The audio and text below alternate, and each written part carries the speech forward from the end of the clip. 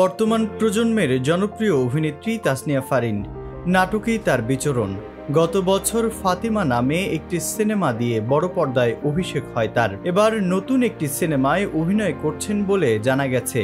এটি বাণিজ্যিক ঘরানার সিনেমা, নির্মাণ করছেন সঞ্জয় সমাদ্দার। গত কয়েকদিন ধরেই এমন গুঞ্জন মিডিয়া পাড়ায় চাউর হয়েছে।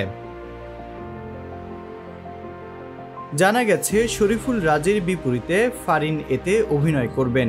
এ সিনেমায় নেতিবাচক এক চরিত্রে অভিনয় করবেন জনপ্রিয় অভিনেতা মোশাররফ করিম। তবে এ নিয়ে অভিনেত্রী কোনো কথা বলতে রাজি হননি।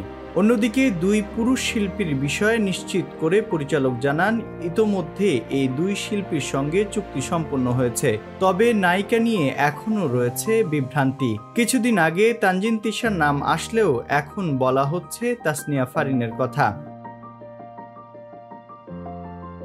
এ প্রসঙ্গে পরিচালক জানান, নায়িকার বিষয়টি এখনো চূড়ান্ত হয়নি। একটি সিনেমা নির্মাণের আগে তো অনেক অভিনয় শিল্পীর সঙ্গে কথা হয়, অডিশন হয়।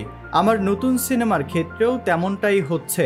শুধু ফারিন নয়, আরও বেশ কয়েকজনের সঙ্গে কথা হয়েছে। এর মধ্যে যার সঙ্গে ব্যাটে বলে মিলে যাবে তাকেই চূড়ান্ত করা হবে। শিগগিরই সিনেমার সকল শিল্পীদের নাম অফিসিয়ালি জানানো হবে। বিনোদন ডেস্ক, ভোরের পাতা।